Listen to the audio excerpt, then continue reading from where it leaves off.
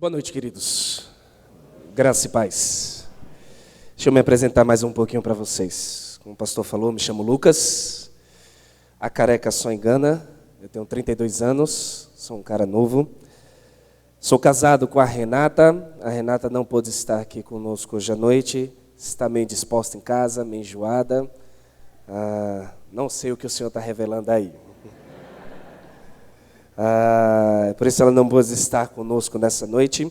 Nós completamos agora em julho 6 anos de casados. Eu sou a 5ª geração de pastores na minha família, desde meu tataravô até nós. Tem pastores na minha família. Eu tenho um cunhado agora, eu tenho um tio e eu tenho 2 primos que são pastores. Meus pais estavam há 30 anos como coordenadores da Junta de Missões Nacionais. Coordenaram toda a parte missionária do Nordeste, agora estavam em Minas Gerais. Meu pai hoje está pastoreando uma igreja lá em Belo Horizonte. Trago sim um abraço da Igreja Batista Central em Jardim Tremembé. É um nome gigante. Já falei para a igreja que eu vou reduzir aquele nome, é muito grande aquele nome. Chego nos cantos, vou apresentar a Igreja Batista Central em Jardim Tremembé. Trago um abraço da igreja para os irmãos, uma alegria enorme deles em poder estarmos aqui juntos. Como o pastor disse, a igreja somos nós. Então, quando eu estou falando que a igreja está feliz em estar com você aqui, porque eu represento a igreja de Tremembé. Então, estou aqui, nós estamos felizes de estar junto com você. Peço que ore por nós. Eu estou lá há 3 anos já na igreja. Tem sido um trabalho muito desafiador. A igreja tem crescido bastante. Nós temos focado muito em algo que foi muito propício. Esse tema não apenas estudei, é um tema que eu vivencio na minha igreja. A ênfase do meu ministério é discipulado. A ênfase do meu ministério é investir na vida. Eu não me preocupo com igreja inchada, cheia. Eu me preocupo com discípulos de Cristo Jesus. Então, para mim, quando meu irmão Marcos me convidou, eu disse, é o que eu vivo. É o tema que eu vivo, é o que eu faço, é o que eu trabalho o tempo todo. Mas peço a oração dos irmãos. A gente tem tido ali momentos bem desafiadores para a nossa vida, para a igreja. A igreja passou um período de traumas, de machucados. Nós temos ali visto a graça de Deus no meio da igreja, em restaurar a igreja e caminhar com a igreja. Estudei no Palavra da Vida. Hoje estou para completar meu mestrado em Teologia do Novo Testamento. Dou aula aqui no ABC, no Seminário Teológico Betel Brasileiro, ali em Santo André. Eu dou aula na área de Novo Testamento no seminário, um excelente seminário. Quem quiser conhecer mais as Escrituras e quer algo mais perto, mais dinâmico, indico o Seminário Betel Brasileiro, que está ali em Santo André, de alta qualidade, os professores de alta qualidade. E nós temos tido a honra de poder ser ministro do Evangelho de Cristo Jesus, não só na nossa igreja local que nós servimos, mas está aí compartilhando um pouco para outras igrejas.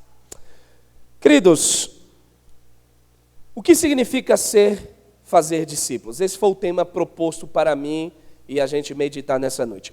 Antes de entrarmos de fato nessa ideia e nós construirmos o que significa fazer discípulos, eu quero primeiro desconstruir para você como o pastor Marcos bem disse, nós estamos a dever, Marcelo, tanto nome que aí eu erro. Eu sou ruim com o nome, viu? Tantos nomes, tantas questões que nós estamos a dever, porque a igreja de Cristo atual, ela negligencia esse papel dela de fazer novos discípulos. A começar da sua concepção de quem é Jesus Cristo. Ontem a gente estava tendo um encontro de casais lá na nossa igreja, e o pastor da primeira igreja batista de Campinas, que veio falar para nós, ele trouxe uma ideia que eu achei muito interessante. Eu tenho andado muito por aí, pregado em algumas igrejas em todo o Brasil, e sempre eu tenho ouvido, escutado sobre a questão de nós precisamos de uma reforma no meio da igreja de Cristo Jesus. E ele trouxe um pensamento ontem que eu disse, faz sentido isso, nós não precisamos de uma nova reforma, a reforma já aconteceu. O que nós precisamos é que a igreja volte a focar em Cristo. Que a igreja volte à essência que é o Evangelho de Cristo Jesus. A igreja de Cristo na atualidade, ela vive muito mais uma questão religiosa do que de fato adoração. Nós estamos entrando num sistema tão religioso, que costumamos a expressar coisas que a Bíblia não diz para afirmarmos que ela de fato está dizendo.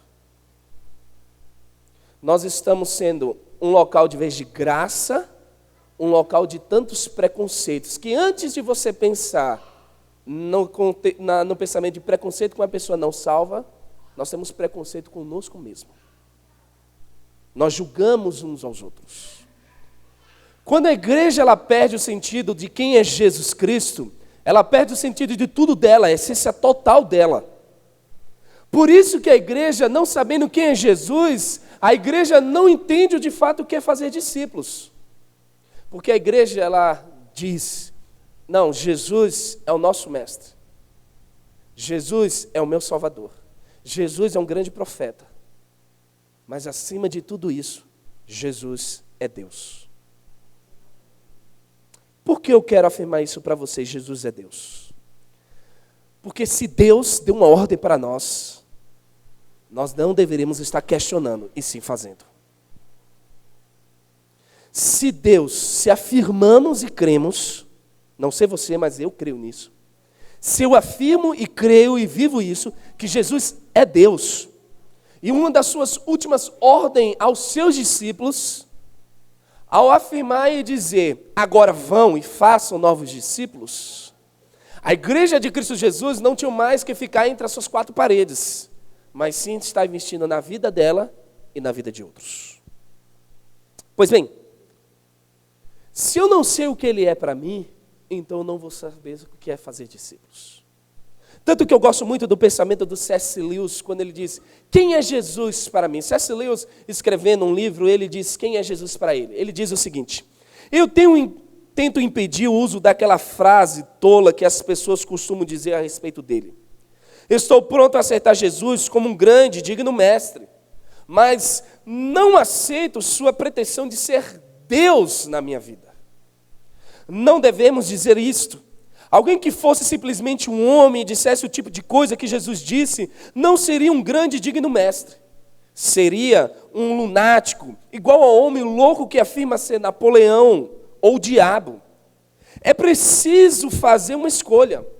Ou esse homem era e continua sendo o Filho de Deus, ou era um louco e algo pior. Você pode fazê-lo calar, supondo ele ser um tolo. Você pode cuspir nele e matá-lo, porque o vê como um demônio. Ou você pode cair aos pés dele e chamá-lo de Senhor e Deus.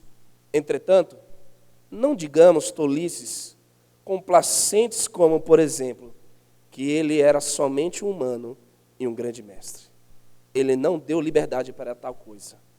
Ele precisa entender e fazer isso. Jesus é Deus. Se Jesus fosse como você ou como eu, aí sim nós poderíamos dizer, ele é só um mestre, um profeta. Jesus se tornou a maior marca desse mundo, porque ele é Deus. Outra questão é o que de fato que está no fundo do nosso coração. Vou exemplificar para você isso, o que está no fundo do meu coração, do teu coração. Imagine, pense comigo, o que de fato nos faz feliz? O que de fato te faz feliz? Qual é a alegria da tua vida? Deixa eu me fazer mais claro. Imagine comigo, você tem um sonho. Você sempre sonhou na sua carreira, você sonhou em ser alguém, provavelmente tendo posses ou um curso bem conceituado, onde as pessoas possam te enxergar. Você se preparou, você labutou, você se dedicou aos estudos para passar naquela prova, naquele vestibular, para fazer um curso de medicina, ou de engenharia, ou de direito, ou psicologia, e aí os demais.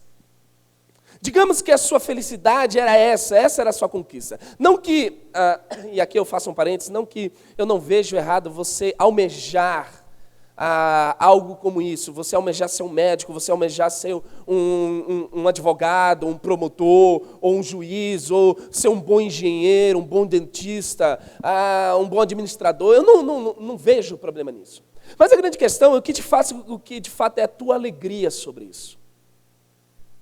Por exemplo, vamos dizer que você, naquele momento, de tanto que você se preparou, viu o resultado da prova e você vibrou, dizendo, consegui. Nossa, que alegria, eu venci. Essa foi a minha vitória. Digamos que ali você, ao passar e se preparar, começa a ser bem-sucedido, ganhar bem, e aí viver uma felicidade. E você chega a um ponto de dizer, isso é minha verdadeira felicidade. Se você refletir, você vai chegar no fundo do que está no seu coração. Porque se sua alegria é isto, então você está vivendo um dos maiores problemas da humanidade. A luta entre o egoísmo versus Deus. Todos nós presentes nessa noite aqui, todos nós salvos em Cristo Jesus, a maior luta que nós temos é o nosso egoísmo. Nós somos egocêntricos. Nós pensamos no nós, no eu. Tanto que eu e a Renata, nós temos trabalhado muito com casais. Nós investimos muito no Ministério de Casais, em discipular a vida de casais. E uma das lutas maiores que todo casal que a gente passa e atende sempre é o egocentrismo. O marido pensa nele, a esposa pensa nela. E aí não tem o que negociar nisso aí.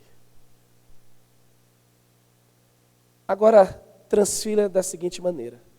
Se no fundo do meu coração o que vale é a minha felicidade, ou seja, é o meu pensar do meu eu, como eu posso entender o que é fazer discípulo de Cristo se eu só estou pensando em mim e não na pessoa do meu lado? Se dentro do meu coração existe uma luta gigante, onde simplesmente eu quero a minha vontade, apenas minha vontade, como eu posso olhar para a pessoa do meu lado e dizer, eu preciso investir nessa vida? Como eu posso chegar ao ponto e falar assim, ó, Jesus te ama, meu irmão, só que eu não amo essa pessoa. Para fazer discípulos, você vai ter que amar a pessoa. E uma das maiores dificuldades da igreja por negligenciar esse papel é que eu já te digo de antemão, querida Igreja Batista Boas Novas, fazer discípulos dá trabalho. Quer ver uma cena para você entender isso, como Jesus teve que ter paciência com os 12? Marcos capítulo 10, ali o verso 35 e diante, Jesus está caminhando, voltando de um tempo com a multidão e seus discípulos, lá vem os 12. Aí o Tiago e João vêm discutindo entre eles. Quem é o maior da gente? Quem é o grande aqui? Tiago diz, é eu e você, João. Pedro não está com nada. E os outros, pior ainda. E Jesus começa a perceber isso no coração deles. E ainda, não fica só no papo entre eles dois, entre Tiago e João. Os dois, cara de pau, chega diante dos outros 10 e pergunta, Jesus, quando chegar na tua glória e tu sentar no teu trono, faz um outro trono do teu lado direito para mim e do lado esquerdo para João. O texto bíblico diz que os outros 10 se iraram. Ficaram indignados. Fazer discípulos vai dar dor de cabeça, porque quando Jesus viu aquela cena, ele diz, no mundo é desse jeito. Você pensa em você, mas no reino de Deus, se você quer ser o primeiro, você deve ser o último. E se você quer ser o servido, sirva primeiro. Da mesma maneira que Jesus teve trabalho em discipular esses 12, para depois prepará-los para discipular o resto do que viria, da mesma maneira a igreja atual, ela tem que entender que fazer discípulos dá trabalho. Vai ter momento que a pessoa vai caminhar e você vai achar que ela está bem e de repente ela vai retroceder tudinho que você já ensinou.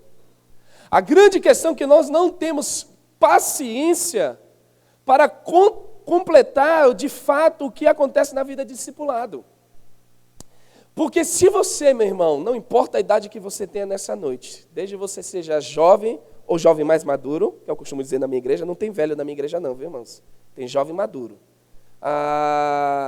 Não importa a sua idade, se você afirmar que você já é maduro espiritualmente, posso te dar um conselho? Você me permite isso? Dá tchau para todo mundo, que tu vai para a glória amanhã. Dá tchau para todo mundo, que tu vai para a glória amanhã. Sabe por quê? Acompanha comigo o raciocínio. Vai lá em Hebreus capítulo 11, é o conhecido o quê? Galeria da fé, né? Não é isso? O que diz o texto? Tais homens se tornaram indignos para esse mundo pela sua vida de santidade, que Deus fez o quê? Os levou. Então, se você já está maduro espiritualmente, no nível de dizer assim, eu sou melhor que você, então se prepara que tu vai para a glória amanhã, meu irmão. Esse mundo é indigno, eu sou indigno da sua presença. Mas se você está aqui, você precisa compreender que Deus ainda está investindo na sua vida para você investir em outras vidas. É o que aconteceu com Timóteo. Paulo falando para Timóteo, Paulo fala sobre a sua avó Lóide e sua mãe Eunice. O que essas duas fizeram na vida de Timóteo? Antes de Paulo mesmo começar, elas duas ensinaram a Timóteo a caminhar com Cristo Jesus. Lá na igreja, com os casais, eu tenho um discipulado que eu chamo de da UTI ao quarto. Eu pego casais que estão, às vezes, já com um papel para assinar do divórcio, alguns outros só brigando, alguns outros só precisando de um aconselhamento, e nós temos um trabalho aí pela frente. Em 2014, eu e a Renata, nós pegamos 2 casais para trabalhá-los, tentar restaurar seus casamentos. Eles estavam já com papéis para assinar de divórcio, e a gente desafiou a vida deles de a gente fazer esse discipulado com eles. Queridos, dá dor de cabeça, porque era 3 horas da manhã, estava o casal ligando para a gente, quebrando o maior pau. E a gente tinha que ir lá para sentar e conversar com o casal. Mas essa é a sua função, pastor Lucas. Aí que você engana, meu irmão. Essa função é da igreja de Cristo Jesus, não só do pastor da igreja. A grande questão é que a igreja joga tudo para o pastor, não, porque a desculpa é, ele é capacitado. Você também tem que se capacitar espiritualmente. Não, o pastor foi chamado para isso. Você vai ver comigo hoje à noite que você também foi chamado para isso, não só o pastor. E grande parte da igreja não consegue ser discipulada por completo, porque tudo está nas costas dos pastores da igreja. Se cada discípulo de Cristo Jesus assumisse seu papel, o maior sonho da minha vida aconteceria. Eu tenho um sonho, meu irmão, de ver a igreja da seguinte maneira. O rapaz de 80 anos investindo num de 50. O de 50 investindo no de 30. O de 30 investindo no de 20. O de 20 investindo no de 15. O de 15, de 13. E de 13, numa criança de 8 anos. Isso é vida discipulada dentro da igreja. A experiência passando para cada pessoa. Mas qual é o grande paradigma que nós temos hoje dentro da igreja de Cristo Jesus? Os mais velhos vivem em pé de guerra com os mais novos. E os mais novos em pé de guerra com os mais velhos.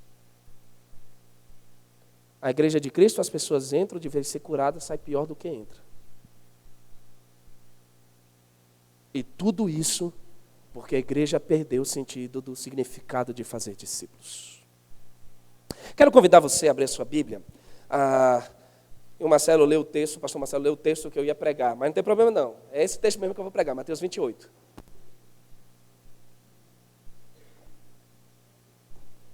Como eu estou dando início no congresso, então eu quero partir desse pressuposto, da essência, desse texto aqui. Conhecidíssimo, mas negligenciado completamente. E eu vou te mostrar várias facetas de como nós negligenciamos esse texto na vida cotidiana da igreja. Mateus capítulo 28, verso 19, verso 20, é conhecido como o texto da grande comissão. Todo órgão missionário, ou toda campanha missionária, ou toda pregação missionária vem pregar nesse texto aqui. E normalmente só no verso 19. Falam, empolgam, alguns missionários que não tem nenhum problema, choram, dá glória a Deus, e a igreja, amém. Mas a igreja não pratica o que de fato esse texto está dizendo. E aí a igreja cai num grande pecado que Tiago, lá no capítulo 1, exorta, no verso 22. Não seja apenas ouvintes da palavra, mas praticantes. Jesus, na sua despedida com seus discípulos, ele dá a sua última ordem. Nesse período que Jesus, lá no capítulo 14 de João, começa a se despedir dos seus discípulos e dizer: eu estou indo preparar um lugar para vocês. A minha ida é breve, logo retornarei para buscar vocês. Então, nessa última despedida de Jesus, Jesus diz: eu vou voltar para buscá-los. Mas nesse período, até eu voltar, eu quero deixar uma ordem para vocês. Aí ele começa. Eu vou ler na versão NVI, porque eu gostei de alguns detalhes. Portanto, vão e façam discípulos de todas as nações, batizando-os em nome do Pai, do Filho e do Espírito Santo, ensinando-os a obedecer a tudo o que eu lhes ordenei, e eu estarei com vocês até o fim dos tempos. Feche os olhos, vamos orar mais uma vez. Pai, que gostoso, Senhor, estar aqui com meus irmãos em Cristo Jesus, porque aqui são meus irmãos, em podermos juntos te adorar em espírito e em verdade. Até agora aqui, Senhor, nós exaltamos com os nossos lábios em louvor ao teu santo nome, pois tu és digno de toda honra, toda glória e todo louvor. Mas, Pai, nós separamos também um tempo para ouvir a tua voz através da tua palavra. Tua palavra será exposta nesse momento. E eu quero clamar a Ti, Santo Espírito do Senhor, Deus presente em nossas vidas. Fala conosco nessa noite. Que apenas eu possa ser um servo Teu na transmissão da Tua palavra. No nome de Jesus. Amém.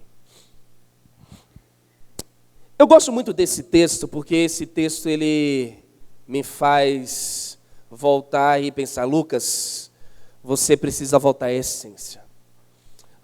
Hoje de manhã eu citei uma frase do grande pensador A.W. Pink lá na igreja, onde nós temos trabalhado sobre culto no lar, lá na igreja, numa nova série de mensagens, onde que, de fato, o salvo em Cristo Jesus, ele tem um único propósito: glorificar o nome do Senhor.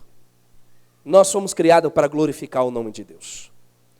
Todo mundo que passa precisa ver a glória de Deus emanar e ver em nossas vidas.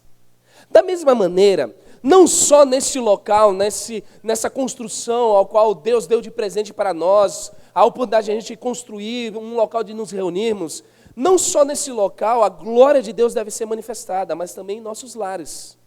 Tanto que a W. Pink ele diz o seguinte, que qualquer pessoa que ao entrar nos nossos lares, seja ele salvo ou não salvo, ele precisa presenciar ali a manifestação da glória de Deus. A grande questão de que nós não estamos mais voltando para essa essência da manifestação da glória de Deus em nossas vidas, é que simplesmente nós negligenciamos essa parte aqui. Ninguém, querido, nasce sabendo de tudo. Da mesma maneira, nenhum de vocês, nem eu principalmente, sei de tudo. E nós gostamos de prejulgar-nos uns aos outros, cobrando de uma vida santa que nenhum de nós temos ainda. Nós caminhamos em santidade. Tanto que a palavra santificação, que aparece várias vezes na carta de 1 Pedro, não quer dizer você já é santo. A afirmação que Paulo diz, nós somos santos, é que nós somos separados por Deus e para Deus. Mas a palavra santificação é a ideia de processo. Nós estamos num processo de amadurecimento, de crescimento espiritual. Se nós estamos nesse processo, se caminhamos dessa maneira, eu não posso e não devo chegar e afirmar, não, você tem que ter esse comportamento. Se você não mudar, você não é crente. E nós estamos criando a concepção que toda pessoa vai começar a amadurecer, vai crescer, tocou na pessoa, passou em transfusão de sangue, ou por osmose, tocou na Bíblia, o cara sai no outro dia tão santo, que a luz aí de Cristo sai queimando os olhos de todo mundo. Nós criamos essa concepção que todo mundo já está pronto, porque simplesmente nós negligenciamos essa ideia do significado de fazer discípulos, abandonamos e criamos um sistema religioso onde simplesmente eu faço julgamentos do que é certo ou errado. Deixa eu fazer outro esclarecimento para todos nós nessa noite. Quando eu me dirijo com a palavra de Deus para uma pessoa não salva, a palavra de Deus se torna poder para ela na questão do evangelho, na pregação, que a pessoa é pecadora e precisa de Cristo Jesus. O resto da palavra de Deus é para o salvo. E muitas vezes a pessoa acabou de chegar dentro da igreja, a pessoa acabou de se converter, você quer que ela já entenda de Gênesis e Apocalipse, se nem tu nem eu entendemos ainda. Se tu me perguntar, pastor Lucas, e aí, Jesus vai voltar antes, depois da tribulação? Meu irmão, não sei, eu só sei que eu vou estar na glória, amém, por isso. Se vai ser antes ou depois, eu vou estar na glória. Se eu não entendo, se você não entende, como a gente pode chegar para uma pessoa que acabou de se converter e pré-julgar para ela um ensinamento de dizer assim, ó, você tem que ser desse jeito. Aí a pessoa olha para você e diz assim, mas meu irmão, você disse que eu tenho que ser desse jeito, mas você não é desse jeito. Discipular, querido, é você investir tempo de caminhada. Eu costumo dizer lá na minha igreja que discipular é vida na vida. As pessoas precisam ver as nossas vidas. Por isso eu concordo com a W. Pink quando ele diz, as pessoas ao entrarem no nosso lar, as pessoas ao andar no nosso redor, precisam ver Cristo Jesus. E se minha concepção de Cristo Jesus é apenas um amuleto religioso, ninguém nunca vai contemplar Cristo Jesus de fato como Deus na nossa vida. Ninguém. Porque muitas vezes nós tratamos Jesus como um amuleto de proteção, um amuleto de bênção, um amuleto de que o que eu peço ele faz. Tanto que existe algumas palavras que em mim dá dor de barriga, dá uma gastura, que eu vomito toda vez que eu escuto isso, ou dá dor de barriga. Eu determino, eu ordeno. O conceito perdido de discipulado, de investimento na vida, de aprendizado com a palavra do Senhor, está fazendo a igreja de Cristo virar para Jesus, o Deus, e dizer, eu determino para você. Quem somos nós de determinar alguma coisa para Jesus? Tanto que Paulo lá em Efésios, no capítulo 2, ele diz que nós estávamos mortos nos nossos pecados e delitos. Outrora, nosso desejo era simplesmente satisfazer os desejos da nossa carne. Nós caminhávamos nesse pensamento e por isso nós éramos como os que ainda não são de Cristo, merecedores da ira de Deus. Se não fosse a multiforme graça e maravilhoso amor de Deus, nós estaríamos ainda no inferno. Então, como nós podemos determinar uma coisa para Jesus como Deus, se foi Ele que nos resgatou do inferno? A concepção de se perder do significado discipulado na vida da igreja tem tornado uma igreja muito mais religiosa do que adoradora. Eu costumo dizer lá na minha igreja, e eu brinco, meus irmãos, lá na igreja, aqui eu estou sendo mais tranquila. A Renata saí de casa, a Renata falou assim, seja tranquila, amor, não vai assustar a igreja. Lá na minha igreja, aí eu sou pastor de lá, eu sou doido mesmo. Eu faço algumas coisas. A gente, esse ano, está sendo a ênfase vida de oração na igreja. Na primeira semana de oração, de segunda a sexta, de segunda a domingo, vida de oração, com vigília e tudo. Eu fiz lá, pedi para as irmãs, faz um caldo, faz ali uma coisa, os irmãos também. Lotou a igreja. Na segunda semana que a gente teve, agora em final de maio, não mandei fazer nada, só foram 3, 4, 5. Aí eu disse, tá bom, igreja, então vamos lá. Eu cheguei no sábado e falei assim, a gente vai fazer um mutirão aqui de comunhão, vamos fazer um churrasco. Veio o papagaio, veio o cachorro, veio todo mundo da família. Mas não comi conversa domingo sem ter o cajado na igreja. Nós estamos tornando a nossa adoração para Cristo Jesus numa questão assim, eu vou se a igreja me atrai para isso. Se a igreja tivesse o papel de entender o que significa fazer discípulos, nós não estamos aqui, queridos, para ser agradados. Nós estamos aqui só para agradar o único que é digno de toda honra, toda glória e todo louvor, que é Deus. A igreja, ela caminha dessa maneira porque a igreja perdeu o significado de fazer discípulos. A igreja, ela está se tornando analfabeta espiritual. Você pode perguntar aqui, irmãos, quantos livros tem na Bíblia? Qual o maior livro da Bíblia? Qual o maior capítulo da Bíblia? Qual o menor versículo da Bíblia? Quem foi Ageu? Quem foi Macabeus?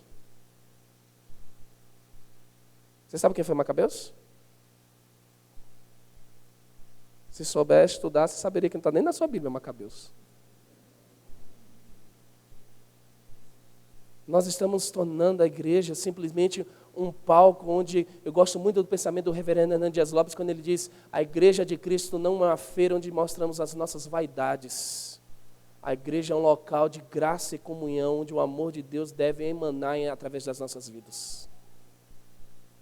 A igreja é um local de fazer discípulos que amem a glória de Deus, amando uns aos outros. Simplesmente a igreja de Cristo Jesus tem aberto sua banca e feito vaidade em cima de vaidade. Diante desse processo de tanta vaidade que nós temos demonstrado no meio do corpo, negligenciamos o significado de fazer discípulos. Hoje os discípulos que se tornaram discípulos, meramente eu gosto de denominar assim, papagaios. Repete o que o pastor diz, ou repete o que o seu líder diz, mas não são discípulos que de fato conhecem as Escrituras. Como o apóstolo Pedro vai falar, que esteja pronto e habilitado para defender a razão da sua fé quando for questionado. Meu irmão, eu não tenho vergonha, minha ovelha pode ficar com raiva de mim, mas quando manda uma mensagem no meu WhatsApp dizendo, pastor, eu estou conversando com o meu amigo aqui, ele está perguntando uma coisa para mim, me tira essa dúvida, se vire. Se vire. Porque você tem que estar pronto para defender a razão da sua fé quando for questionado. A igreja de Cristo Jesus, por desprezar o significado de fazer discípulos, não sabe mais defender a razão da sua fé. Por que você crê em Jesus? Não, porque Ele é meu Salvador. Meu querido, isso aí é beabá para... Não é ofendendo ninguém, não. É para o matuto. Quando você vai trabalhar com universitários, é porque Ele me ama. Daí, eu amo também meu próximo. Eu quero entender por que você ama esse cara. A gente está criando essas coisinhas pequenininhas, esses ritmos religiosos, nós estamos virando papagaios. O cara diz lá na frente, eu estou repetindo durante a semana. Mas nós não temos mais o desejo, o gosto de debruçarmos diante da palavra do Senhor e aprofundarmos nosso relacionamento com Jesus. Tanto que um cara que eu gosto muito, que fala sobre esse assunto, chamado William Hendricks, ele diz o seguinte, discipular é conduzir o salvo a se relacionar profundamente com Deus. Nós não nos aprofundamos com Deus. Pois bem, o texto de Mateus, ele nos dá riquíssima informação. No verso 19, Jesus já começa a dizer algo precioso. A primeira parte de você entender o que é fazer discípulos é você entender que todos que estão presentes nessa noite é um missionário. A expressão missionária não quer dizer apenas que vá para o campo, mas onde você estiver, no local que você estiver, aonde você estiver passando, você precisa ser um discípulo de Cristo gerando outro discípulo. E nós estamos sendo literalmente uma igreja atual, preguiçosa. Nós terceirizamos as coisas. Por isso que surgiu a quantidade de órgãos missionários. Eu gosto, não é nenhuma crítica não, irmãos. Na minha igreja a gente faz momento missionário, oferta missionária, mas tem uma coisa que eu dou a bronca na minha igreja, quando a igreja fica sentada no banco e não quer sair para pregar o evangelho. Isso não é ser missionários. Missionários, nós saímos dessas paredes aqui e ir lá fora e mostrar Cristo Jesus para essas pessoas. A primeira coisa que Jesus diz é, vão. E muita gente se equivoca a dizer que o id é o imperativo. Eu não sei se você já ouviu isso. O id não tem nada a ver com o imperativo. O id é um particípio. E o particípio aqui é a ideia de onde você estiver indo, ou durante você estiver indo, como você estiver indo. A ordenança está em fazer. E aqui fica muito claro para mim e para você que esse verbo fazer, se ele é um mandamento, se ele é uma ordem, não é algo questionável. É igual no meio do militarismo. Ordem dada é ordem cumprida. Se nós afirmamos que Jesus é o grande general do exército, que é a sua igreja, se Ele é o nosso Senhor, se o grande general deu uma ordem que é vão e façam discípulos, então a igreja de Cristo não deveria estar ainda buscando a saber o que é fazer discípulo, a igreja deveria estar fazendo discípulos. Isso Jesus disse há mais de 3.000 anos atrás. E a igreja ainda fica a se questionar, Jesus, o que é fazer discípulos? Diante desse fato, pela igreja não saber o que é fazer discípulos, a igreja simplesmente tem tornado uma adoradora totalmente equivocada do que o texto de João capítulo 4 diz, em espírito e verdade. Por quê? Deixa eu explicar para você porque eu estou dizendo isso. Nós entramos dentro da igreja e gostamos de assim dizer, pastor, o culto hoje não foi espiritual. Aí, senhor pastor, eles vão perguntar, por que, meu irmão, o culto não foi espiritual? O louvor não foi daquele do retetê, de pegar fogo.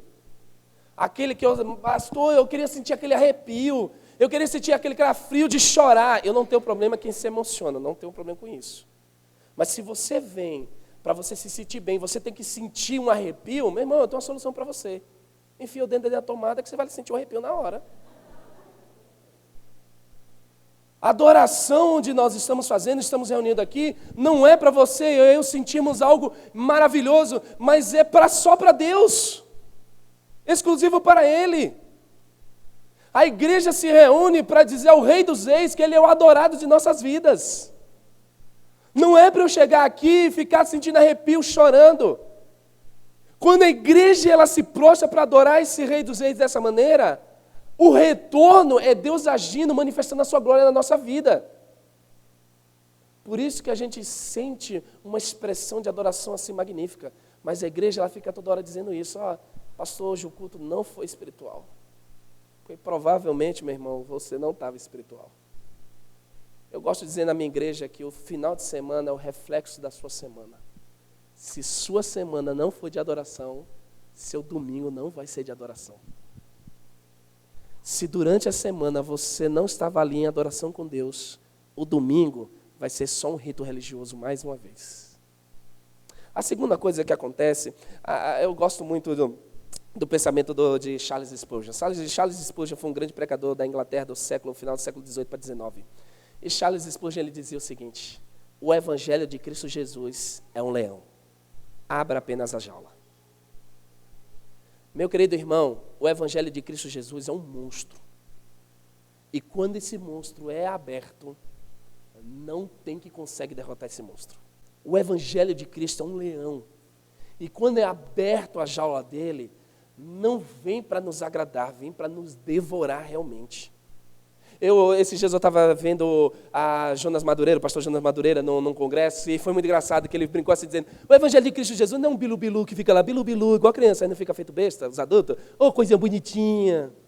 A criança não está, às vezes eu fico imaginando assim, né, minhas viagens, a criança fica imaginando assim, que bicho idiota, não estou achando graça o que ele está fazendo.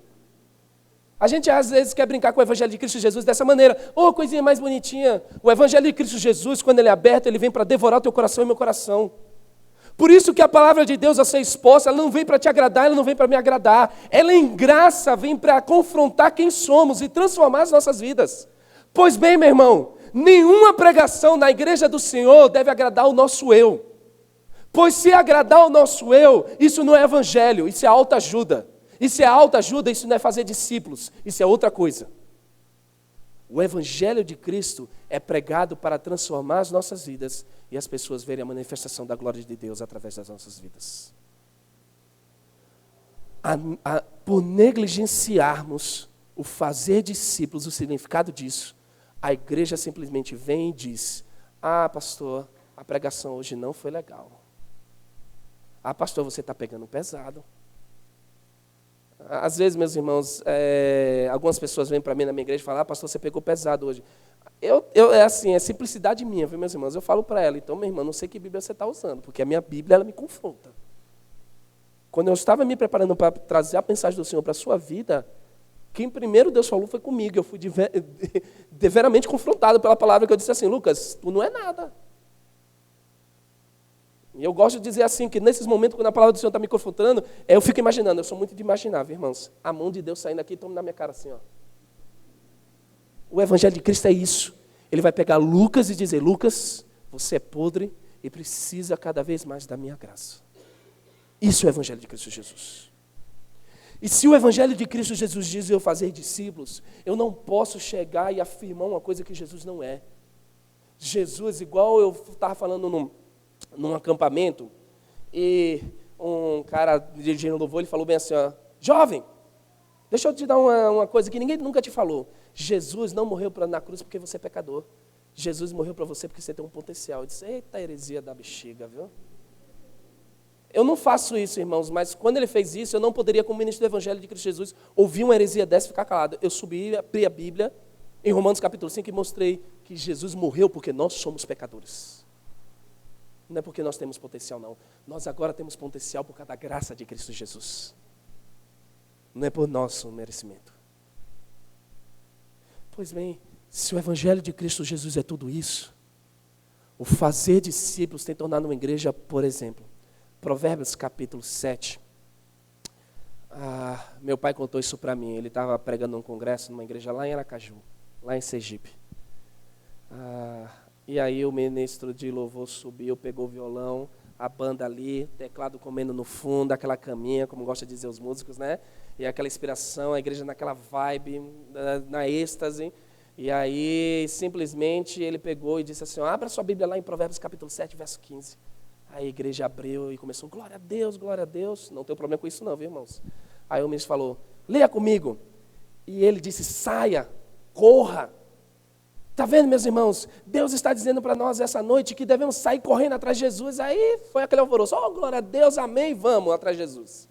Meu pai subiu para pregar e disse assim, abra em Provérbios capítulo 7. Você sabe o que é Provérbios capítulo 7? É Salomão exortando sobre, tome cuidado com a prostituta. E naquele momento, Salomão está dizendo, se você não tomar cuidado, você vai correr atrás da prostituta. A falta do conhecimento da palavra do Senhor no meio da igreja de Cristo. Jesus está voltando não, irmãos, fiquem em paz. Exatamente, corre ainda não, viu, irmãos? A falta do conhecimento da igreja com a palavra do Senhor fez esse jovem abrir a boca e fazer uma afirmação onde não quer dizer.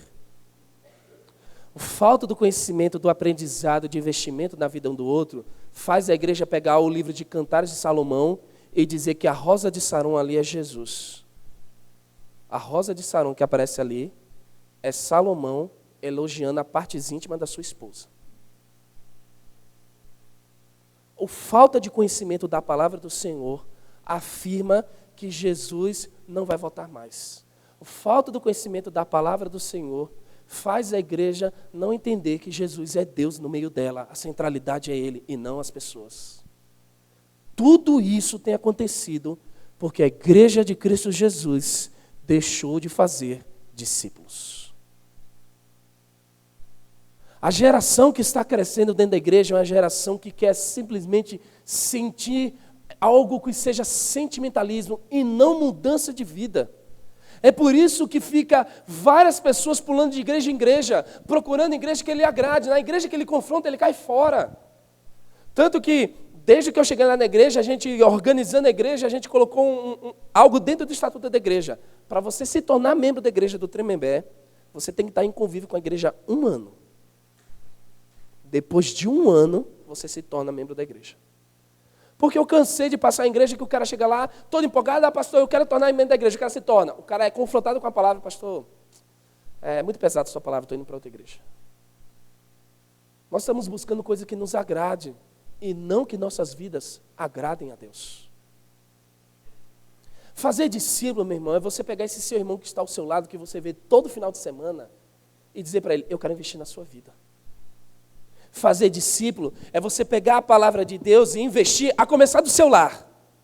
Por exemplo, pai, qual foi a última vez que você pegou seu filho e sentou com ele para orar e estudar a palavra juntos? Provavelmente você possa até dizer assim, nunca fiz isso, pastor. Então você deveria fazer, comece no seu lar o discipulado.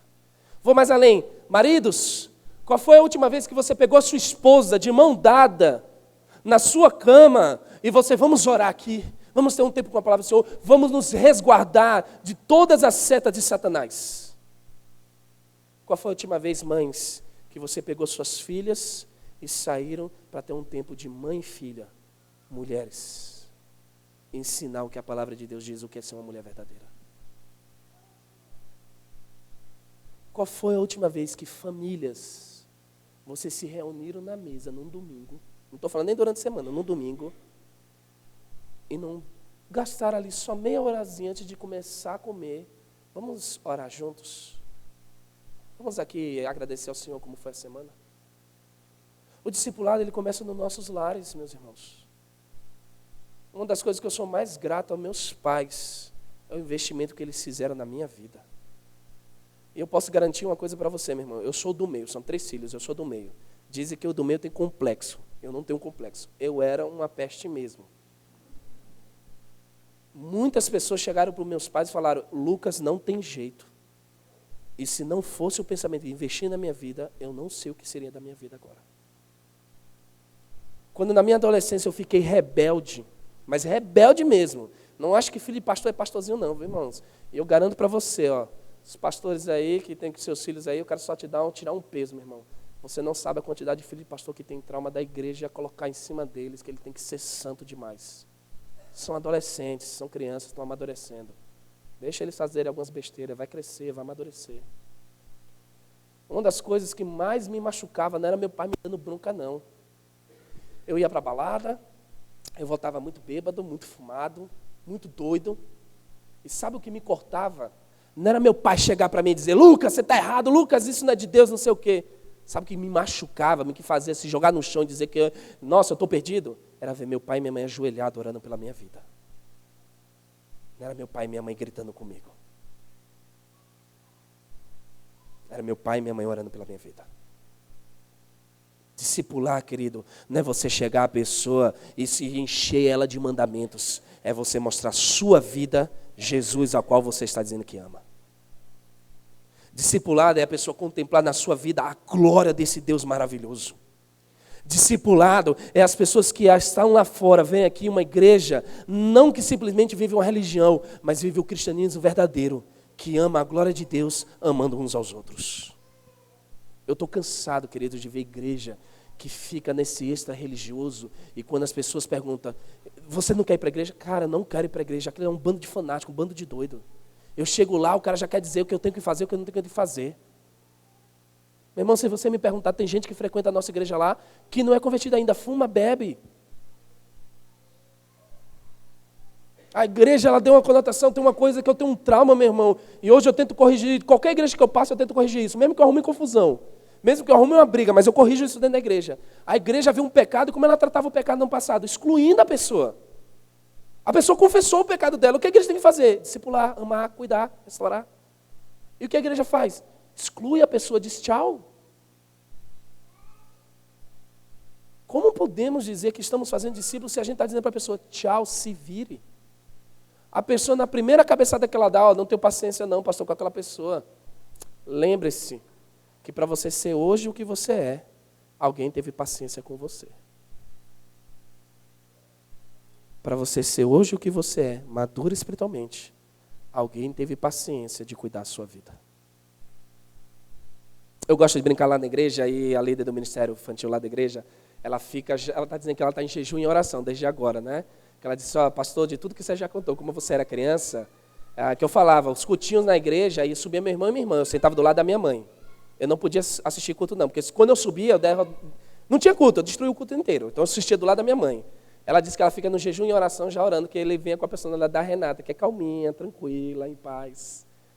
A gente ali na igreja, no Kids, a gente já começa dali o discipulado.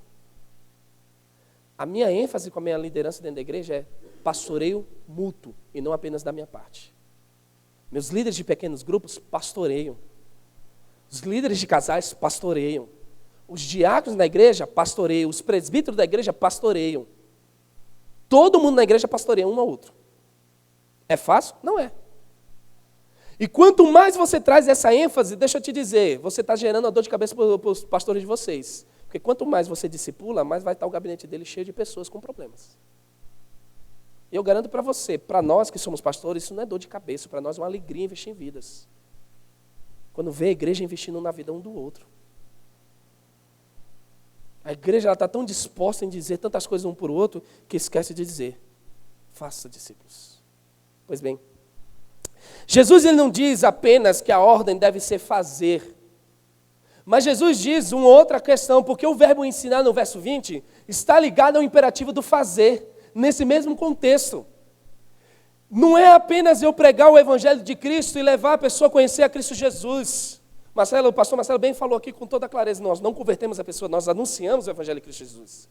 Mas depois que a pessoa é transformada pelo Evangelho de Cristo Jesus, agora é a nossa função, ao qual Jesus diz, ensine-os, e aí eu gosto dessa versão da NVI, a obedecer tudo o que eu tenho mandado. Nenhuma criança, querido, nasce sabendo de tudo, nem você nem eu nascemos sabendo de tudo.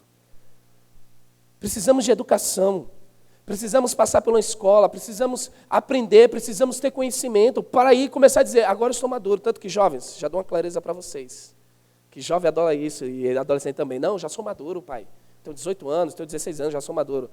Em questão educacional falando, você só pode afirmar que você já é maduro a partir dos 30 anos de idade. Porque você já viveu 30 anos. Até aí, tu não sabe de nada. Não sabe de nada.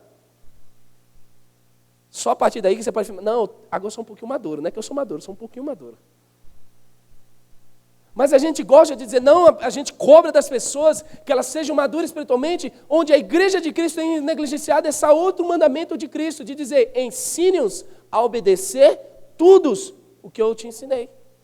Jesus, quando escolheu 12, Jesus sabia que ele passaria apenas 3 anos aqui. Jesus saberia que ele não conseguiria discipular todo mundo. Por isso que Jesus separou 12 para investir na vida desses 12, e esses 12 investir na vida de outros, e esses outros investir na vida de outros. Nenhum de nós, eu, Lucas, como pastor da igreja de Tremembé, vou conseguir pastorear todo mundo. Não tem essa, irmãos. Pode ser uma igreja de 50 membros, pode ser uma igreja de 100 membros. Piorou 4.000 membros. Quando eu estava no Morumbi, há 3 anos atrás, só de jovens que eu pastoreava eram 800 jovens. Me pergunta se eu conhecia todo mundo. Não conhecia. Eu pastoreava a minha liderança. Só a minha liderança era 50 pessoas. Era 50 pessoas que eu pastoreava.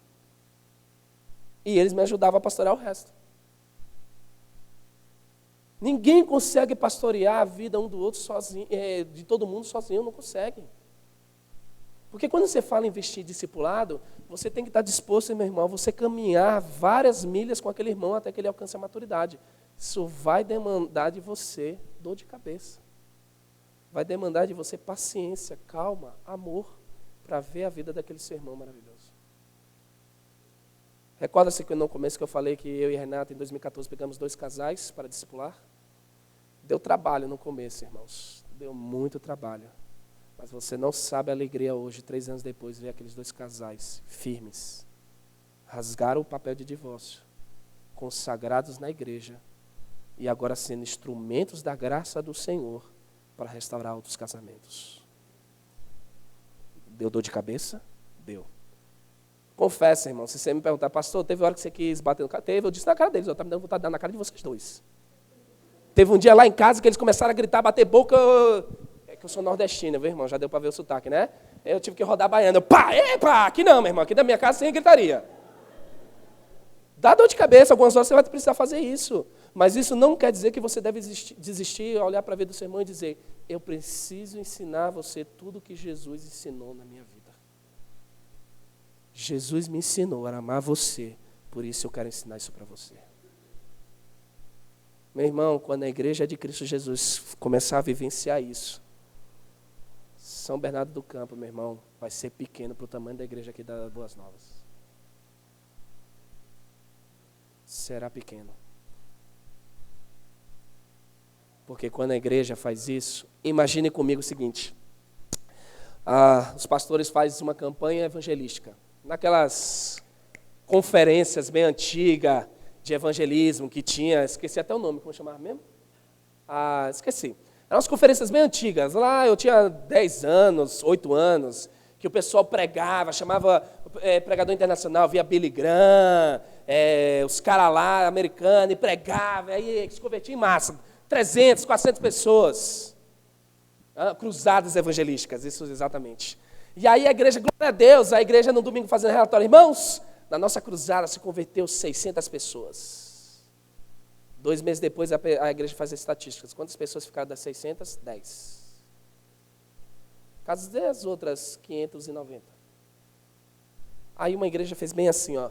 Vamos começar com o discipulado. Ela começou no ano, discipular 2. Desses 2 foram para 4. De 4 foram para 16. 16 foi para 32. De 32 foi para 64. E foi assim multiplicando. Em 3 anos, a igreja saiu de 20 membros para 380 membros. Em 3 anos. Todos firmes, não desviando do Evangelho de Cristo Jesus. A diferença que o discipulado faz na vida da igreja, ela torna salvos, coesos, firmes, alicerçados. Eu gosto muito de, quando eu pego Mateus ali, capítulo 7, e Jesus está falando sobre a parábola do prudente e do insensato. Todo mundo gosta de dizer ali, não, essa parábola, Jesus quer dizer isso, se você constrói sua casa na areia, você é um insensato, se você constrói a sua casa na rocha, você então é prudente, não é isso? Essa parábola ela tá dentro do contexto que Jesus antes disse, sabe aquele famoso texto que a gente disse? Chegará o dia que vocês dirão, Jesus, eu fiz isso por vocês, por ser demônio, eu fiz isso tudo, apartai-vos de mim, porque eu não... Aquela parábola, o significado dela quer dizer, estejam prontos, salvos, a estarem firmes na rocha que é Cristo Jesus. Pois se vocês não estiverem firmes, virão tempos de tribulações, aonde você vai cair, vai bater na porta de Jesus, eu fiz tanto isso por você, apartai-vos de mim, porque eu não vos conheço. Quando nós alicerçamos através do discipulado a vida de um salvo, eu disse recentemente numa igreja pregando lá na Zona Norte, toda igreja passa por tribulação. Você pode falar uma coisa assim, meu irmão, não, na minha igreja aqui, na igreja Boas Novas, não passa tribulação não, pode passar em outra, aqui não. Toda igreja passa tribulação. Toda igreja passa dificuldade. Se você não sente isso, sabe o que significa isso? Que a sua igreja está alicerçada na rocha. Quando você está alicerçado na rocha, o vento pode bater, mas você não sente sacudir.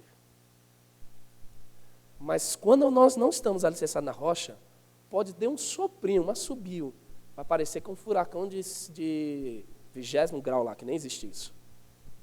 Você vai ficar desesperado, vai dizer, pastor, minha vida está lá, só uma vergonha que apareceu na testa, na careca aqui, ó, por exemplo. Pastor, apareceu uma vergonha na minha careca, perdi o mundo, ninguém vai mais olhar para mim.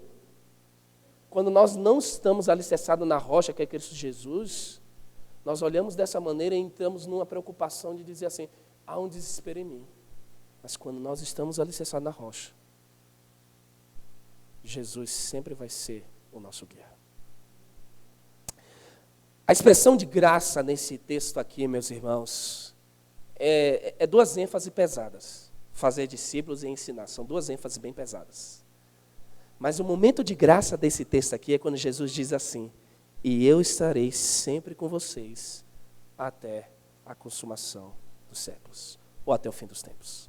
Esse é o momento de graça desse texto. Porque Jesus diz, eu estou com vocês. Em outras palavras, Jesus está dizendo, o discipulado não é por você, é por Ele. Você é só canal desse discipulado. A graça vem dEle. A transformação vem dEle, não vem da sua parte, meu irmão. Teve uma coisa que me aliviou nesses últimos 10 anos de ministério, foi uma coisa maravilhosa. Quando eu botei na minha cabeça, dura, que tenho uma cabeça dura pra caramba, a minha personalidade. Para me convencer demora um tempo. Mas quando eu botei na minha cabeça que a minha função não é ficar tentando mudar os outros, mas é só cuidar, nossa, meu ministério se tornou uma coisa light. Porque as pessoas chegam para mim, pastor, o cara está lá pecando. Problema dele Jesus. Eu estou pregando o evangelho. Se ele não quer viver, problema dele. Não é problema meu, não. Quer caminhar, vamos caminhar. Não quer caminhar, problema seu com Jesus. Nós achamos que nós somos que vamos mudar. Quem muda é Jesus. Por isso que Jesus afirma nesse texto, e eu estarei com vocês até o fim dos tempos. Porque sou eu que vou derramar a graça na vida das pessoas que vocês vão estar investindo. Jesus é que restaura as pessoas. Jesus é quem transforma as pessoas. Jesus é quem muda a pessoa da pior coisa possível para ser a diferença nesse mundo. Às vezes nós não acreditamos. Uma parte do testemunho da minha vida, meus irmãos, é que aos meus 14 anos, até os 18 anos, eu usei droga até a tampa. De tudo que você imaginar. E uma das coisas que todo mundo se assusta é perceber que parece que eu nunca usei drogas. Quem faz a transformação não somos nós, e sim Jesus Cristo. Não somos nós. Nós somos apenas canal para que o Evangelho de Cristo chegue com graça. Por isso eu quero concluir dizendo o seguinte, meu irmão. O desafio para a igreja moderna não é repaginarmos um novo discipulado, é apenas fazermos o antigo discipulado, vida na vida. É você pegar a pessoa que está ao seu lado e dizer assim, A partir de hoje eu quero investir na sua vida. Ah, no quê? Não sei. Aí eu vou pedir ao meu pastor, ele vai me ajudar a dar o material. Mas eu quero investir na sua vida. Eu quero caminhar com você. Eu quero orar pela sua vida. Eu acho que o início do discipulado ele começa quando você diz assim, eu quero orar pela sua vida. Todo discipulado eu inicio dizendo, eu quero orar pela sua vida. Eu começo, a gente só tem encontro de ficar orando um pelo outro. Aí depois, lá no sexto encontro que eu estou tendo com a pessoa, eu começo a estudar a Bíblia. E eu não vou lá para dar um sermão, porque senão eu vou estar pregando para a pessoa. Não, eu vou lá para dizer, ó, isso aqui faz efeito na minha vida. Eu pego um verso, e eu trabalho esse verso na pessoa, na prática da minha vida. Ó, eu sou assim, por exemplo, outro dia eu cheguei para um jovem e disse, ele estava com um problema de ira. Eu disse, eu sou irado.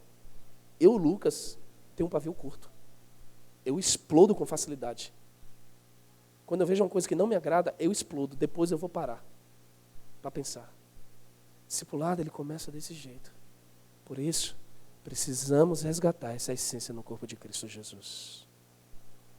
Quando vocês resgatarem isso e viverem isso, meus irmãos, garanto para vocês que vocês terão uma igreja madura. Vocês não vão se preocupar com números, mas com verdadeiros adoradores. Feche seus olhos, vamos orar. Pai querido, o desafio é muito grande para as nossas vidas como teus filhos. Fazer discípulos, Senhor, é nós lutarmos contra tudo, principalmente contra as potestades, que essa é a nossa luta de fato. Fazer discípulos, Senhor, que amem o Senhor, requer também que a partir de nós, as nossas vidas possam ser demonstração desse amor por Ti. Porque se nós que queremos discipular não amamos, seremos pessoas falsas, hipócritas, Senhor, atuando algo que não existe. Por isso, Pai, eu peço graça sobre nossas vidas. A Tua igreja quer despertar para isso, Senhor, por isso, manifestação do Teu Santo Espírito que habita em nós, fervendo em nossos corações para fazer isso. Investir na vida um do outro aqui dentro. Investir, Senhor, para que as pessoas percebam lá fora que o Senhor reina aqui dentro. Ó Pai, cuida de nós. Cuida da Tua igreja aqui nesse local. Que esse local, onde estão esses prédios, essas casas, possam ver a Tua glória aqui, na vida um do outro. Nós pedimos isso, Senhor, no nome e para a glória de Cristo Jesus. Amém.